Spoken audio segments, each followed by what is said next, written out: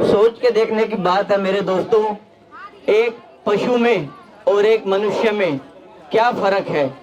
सोच के देखें, अपने पेट के लिए खाना तो वो भी जोड़ता है, अपने बच्चों की पालना वो भी करता है, परंतु हम मनुष्य आत्माएं भी अगर सिर्फ वही काम कर रही हैं सुबह से शाम तक, तो हम में और उसमें क्या फर्क है।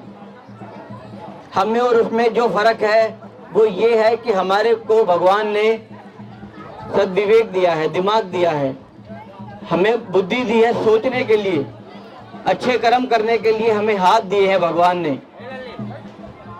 तो आज हमारा जीवन जो है, सोच के देखें कैसा हो गया है। घर घर में आज के समय में दुख, अशांति, तनाव फैला हुआ है। संबंधों में जहाँ मधुरता हुआ करती थी एक समय में, परंतु आज के समय में आप देखेंगे घर घर में भाई भाई का नहीं, बहन बहन के झगड़े, बाप बेटे के झगड़े, सब जगह कलह कलेश लगा हुआ है कि नहीं।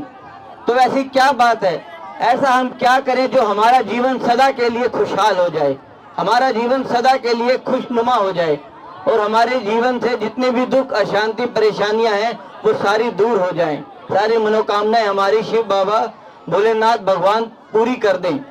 तो आज हम वो जानेंगे 15 मिनट के अंदर। तो दोस्तों, आज तक जो सबसे बड़ी भूल हम जो करते आए हैं वो ये है कि अपने दिमाग का हमने कभी इस्तेमाल नहीं किया।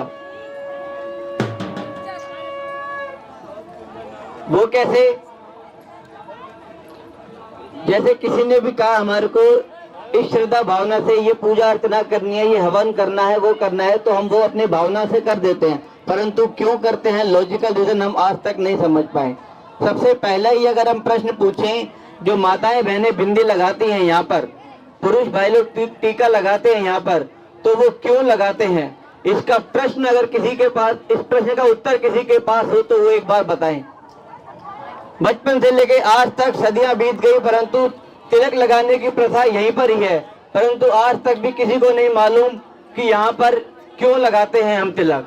किसी से पूछेंगे तो कहेंगे कि ये परंपरा से चला आ रहा है, पर वास्तव में जीवन की सच्चाई भी यही है दोस्तों कि वास्तव में हम इस शरीर के मालिक एक अजर अमर अविनाशी शक्ति आत्मा है जो इस शरीर के मालिक है और यहाँ पर बैठकर हम पूरे शरीर को चलाते हैं। सबसे बड़ी भूल जो मनुष्यों ने की है वो ये है कि हम अपने आप को भूल गए कि हम वास्तव में हैं कौन, कहां से आए हैं, कहां हमें जाना है। इन 3 प्रश्नों का उत्तर जिसके पास है उसका जीवन सफल है। और आज इस संसार के मेले में हम सब के सब भटके हुए हैं, किसी को नहीं पता कि हम कौन है, कहां से आए हैं और कहां जाना है। तो आज हम ये जानेंगे कि वास्तव में हम कौन हैं। वास्तव में हम जो है एक चैतन्य ज्योति बिंदु स्वरूप आत्मा है जो अजर अमर अविनाशी है। न तलवार काट सकती है, ना उसको पानी डुबो सकता है, ना अग्नि जला सकती है। आप सोच के देखें जरा, आप हमें जिंदगी भर करते आए हैं ये मेरा हाथ है, मेरा पैर है, मेरा शरीर, और जब भी भाग्य को कोसते हैं, कुछ भी कहते हैं तो क्या कहते हैं? हे भगवान। हाथ कहाँ जाता है? माथे पर। तो क्यों यहाँ पर माथे पे जाता है? ज्यादा सोचते हैं, कुछ भी करते हैं तो दर्द कहाँ होता है? सिर में होता है। तो वास्तव में हमारा जो रहने का स्थान है इस शरीर में वो है ये भ्रुकुटी, जिसको सबसे पवित्र स्थान माना गया है। आप सोच के देखें, एक मुर्दे में, एक लाश में और हम जीव प्राणी में क्या फर्क है? हाथ, पैर, कान, नाक, मुंह उसके भी हैं और हमारे भी हैं। उस आप लाश को जितना मर्जी मारो, पीटो, काटो, जलाओ, कुछ फर्क नहीं पड़ेगा उसको। तो जो अनुभूति है, जो सुख, शांति, प्रेम, आनंद या दुख सुख की अनुभूति कौन करता है? शरीर नहीं करता है। वो कौन करता है? वो चैतन्य शक्ति हम आत्मा करती हैं। और यही जीवन का वास्तविक सत्य है। हम अपने आप को पहचाने कि हाँ हम कौन है, हम परमात्मा के बच्चे आत्मा हैं। दूसरी बात आती है कि परमात्मा भगवान कौन है। प्यारे भाइयों बहनों, वास्तव में जहां पर आज हम आए हैं शिव के मंदिर में अपनी भावनाएं प्रकट करने के लिए, वास्तव में परमपिता परमात्मा शिव ही निराकार सत्य स्वरूप ज्योति बिंदु है और रहने वाले परम धाम के। कई लोग ये मानते हैं, आज तक मानते आए हैं कि भगवान कण कण में है, भगवान सर्वव्यापी है, कुत्ते बिल्ली सांप सब जगह है, मिट्टी में सब जगह है।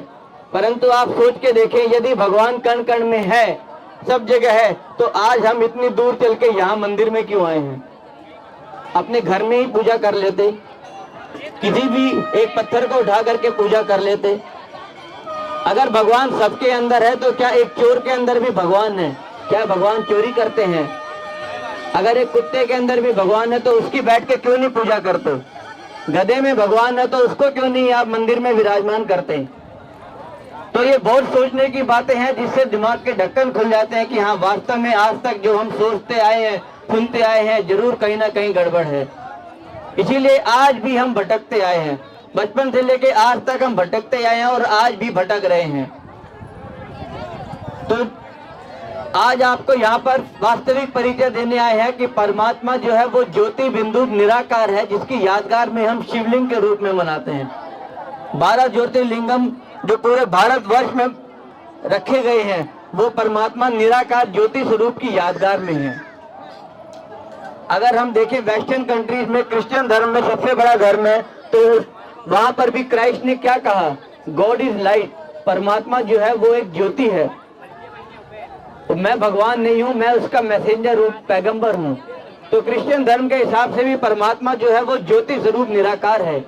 अगर चर्च में देखेंगे तो एक बड़ी कैंडल जलाते हैं और छोटी छोटी कैंडल जलाते हैं, मोमबत्ती। बड़ी मोमबत्ती परमात्मा का प्रतीक है और छोटी मोमबत्ती हम सभी आत्माओं का प्रतीक है। बचपन से लेके आज तक हम गाते आए हैं, हिंदू मुस्लिम सिख ईसाई आपस में हम भाई भाई। परंतु अगर कोई यहाँ पर हिंदू के बगल में मुसलमान भाई खड़ा हो तो उसको कोई फीलिंग नहीं आएगी कि हाँ ये मेरा भाई है, क्योंकि ये जाति पाति धर्म ये सब हमने ही बनाए हैं। भगवान की नजर में सब एक हैं। अगर हम आत्मा के नाते से देखेंगे तो हमें पक्का लगा कि हाँ, ये भी भगवान का बच्चा है, हम भी भगवान के बच्चे हैं। तो हमारे को अपनी पहली सोच ये बदलनी है कि वास्तव में हम भी आत्मा है और वो भी आत्मा है। ये जो शरीर है मिट्टी का पुतला, ये एक दिन सबने छोड़ के चले जाना है। जिस दिन पंछी शरीर को छोड़ के जाता है उस दिन अपने घर वाले भी उसको 2 दिन भी नहीं रखते हैं घर में, फूंक देते हैं उठा के, जल्दी करो नहीं तो बांस मारेगा। जीवन की सच्चाई को हम जानते हैं, एक दिन शरीर छोड़ना है, फिर भी ऐसे जीते हैं कि जैसे कभी मरेंगे ही नहीं। जो मन में आया वही उल्टे पुल्टे कर्म करते आए हैं, अपनी हिसाब से जिंदगी जीते आए हैं। परंतु आप ध्यान रखें, एक पशु में और हमारे जीवन में कोई अंतर नहीं है। यदि हमारे सत्कर्म नहीं करते हम लोग, अगर हम दूसरों के लिए शुभ भावना नहीं रखना जानते, दूसरों की मदद करना नहीं जानते, अगर आपस में घर परिवार में हम प्यार से रहना नहीं जानते, तो हम पशु से भी बदतर हैं। तो हमारा जीवन खुशनुमा जीवन कैसे बनेगा? वो बनेगा राजयोग से। राजयोग जो स्वयं परमपिता परमात्मा सिखाते हैं। गीता में लिखा हुआ है कि ऐसा राजयोग मैं आकर के सिखाता हूँ जिससे घर घर में सुख शांति आती है, जिससे जन्मों जन्मों के हमारे पाप कर्म भस्म होते हैं। वो राजयोग जिससे मनुष्य आत्माएं राजाओं का राजा बनती हैं। तो देवियों सज्जनों, आज हम जानेंगे कि राजयोग के बारे में। गीता के हिसाब से भी अगर देखें तो परमात्मा जो है वो ज्योति स्वरूप है। कैसे? जब अर्जुन ने कहा भगवान को, श्री कृष्ण को कि हे प्रभु मुझे अपना वास्तविक स्वरूप दिखाओ आप, तो भगवान ने कहा कि तुम इन चर्म चक्षुओं से मुझे नहीं देख सकते, मैं तुम्हें दिव्य नेत्र देता हूँ। जब परमात्मा ने उसे दिव्य नेत्र दिया तो उसे क्या साक्षात्कार हुआ? अखंड महाज्योति स्वरूप का। तो परमात्मा जो है वो ज्योति स्वरूप है। अगर हम उसी स्वरूप में उसको याद करते हैं तो निश्चित ही हमें उसकी प्राप्ति होगी। तो आप यहाँ पर दूर दूर से आए हैं, जहाँ से भी आप आए हैं, सभी जगह प्रजापिता ब्रह्मा कुमारी ईश्वरीय विश्वविद्यालय के सेवा केंद्र सब तरफ खुले हुए। आज पूरे भारत ही नहीं, पूरे 140 देशों के अंदर सब जगह ये सेवा केंद्र खुले हुए हैं, जहाँ पर मुफ्त में बिल्कुल फ्री में 7 दिन का कोर्स कराया जाता है, जिसके अंदर हम जानते हैं कि वास्तव में हम हैं कौन, कहां से आए हैं और कहां हमें जाना है। तो आप सभी से नम्र निवेदन है कि आप सभी अपने जीवन के 1-2 घंटे का समय निकाल करके जरूर आसपास नजदीकी ब्रह्मा कुमारी आश्रम पे जरूर जा करके सीखें राजयोग।